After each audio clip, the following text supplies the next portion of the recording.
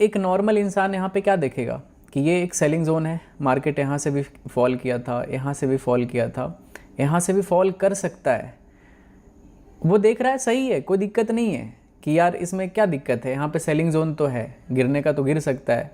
लेकिन दूसरा चीज़ यहाँ पे ये देखना है कि मार्केट का स्ट्रक्चर क्या है, ठीक है, या फिर कैरेक्टर क्या है मार्केट में। अगर लेट्स से मार्केट यहाँ पे हायर हाइज चल रहा है, हायर हाइज कैसे आप कंसिडर करोगे, मान लेते हैं मार्केट यहाँ से मूव किया, पुल बैक आया, इंटरनल स्ट्रक्चर में एक बार हायर हाइज हायर लोज एक साइडवेज रेंज में रहा, फिर ब्रेकआउट कर दिया, तो ये जो जोन था ना गाइज, यहाँ पे जैसे ब्रेक ऑफ स्ट्रक्चर यहाँ पे हुआ, ठीक है, प्रीवियस हाई को यहाँ पे ब्रेक किया, फिर से फॉल कर गया, फॉल किया, प्रीवियस लो जो है, ठीक है, वो मेंटेन्ड है, और जो ये लो है वो ऊपर की तरफ शिफ्ट हुआ है, मतलब बायर एग्रेसिव शिफ्ट हो रहे हैं ऊपर की तरफ, ठीक है।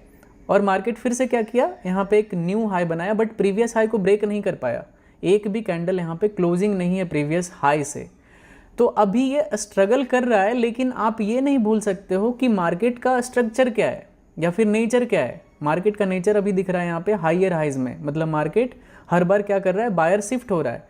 तो मे बी ये जो बाइंग आया है यहाँ पे, इसका एक पुल बैक आ सकता है, लेकिन फिर से अगर यहाँ से बाइंग स्टार्ट होगा ना तो एक न्यू हाई की तरफ जा सकता है, तो BTC 75,000 को क्रॉस कर सकता है। टाइम लग सकता है कि यहाँ पे साइडवेज रहा, एक हो सकता है छोटा मोटा रेड कैंडल बना दे। सेलिंग में जाना तो बहुत डिफिकल्ट है कि पूरा गिर जाएगा नीचे, ठीक है। यहाँ पे हो सकता है थोड़ा बहुत सेलिंग हो जाए, इस तरह का सेलिंग आ जाए, इस तरह का सेलिंग आ जाए, लेकिन फिर से अगर बाइंग मोमेंटम आया, अगर ये नीचे वाले बायर ऊपर शिफ्ट हुए, तो एक और ब्रेकआउट इस तरह का देखने के लिए मिल जाएगा। तो ये हुआ प्रॉपर एक एनालिसिस करना कि आप कोई भी चीज़ में ट्रेड करते हो तो उसके ऊपर आपका कितना रिसर्च किया हुआ है, आपने कितना रिसर्च किया है कि बिटकॉइन ऊपर जा सकता है या फिर नीचे आ सकता है। मेरा डिसीजन क्या होना चाहिए, आपका डिसीजन हमेशा ऐसा होना चाहिए जो हाई प्रोबेबिलिटी की तरफ हो, जिसका प्रोबेबिलिटी ज़्यादा हो, ठीक है, मतलब जिसमें कि आप विनिंग, आपका विनिंग का चांसेस ज़्यादा हो। तो वैसे सेटअप पे अगर आप ट्रेड करोगे तो आपका प्रॉफिट होगा। जैसे यहाँ पे मुझे दिख रहा है कि मार्केट ऊपर जा सकता है, लेकिन मैं ऐसे डायरेक्टली एंटर करूँगा तो मे भी मेरा SL चला जाए, यहाँ से एक पुल बैक आ जाए और मेरा लॉस हो सकता है। समझ रहे हो ना, तो ये चीज़ है।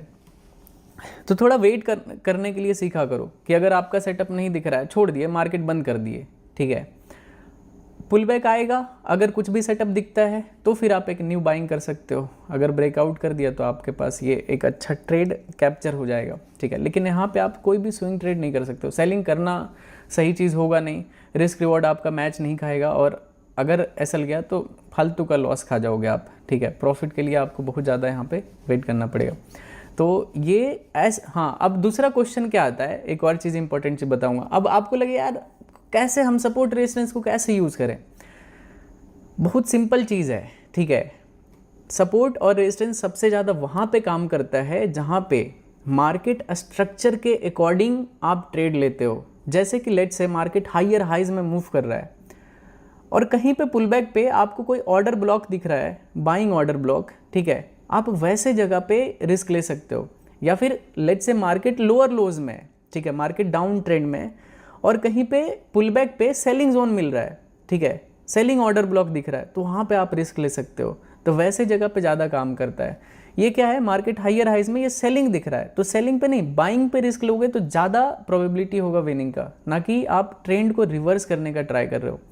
आपके पास कितना ही पैसा होता है, चिंदी सा रहता है, उसमें आप कैसे मार्केट को रिवर्स करा दोगे। तो ये चीज़ होता है, ठीक है। तो हमेशा मार्केट के डायरेक्शन में रहा करो। गोल्ड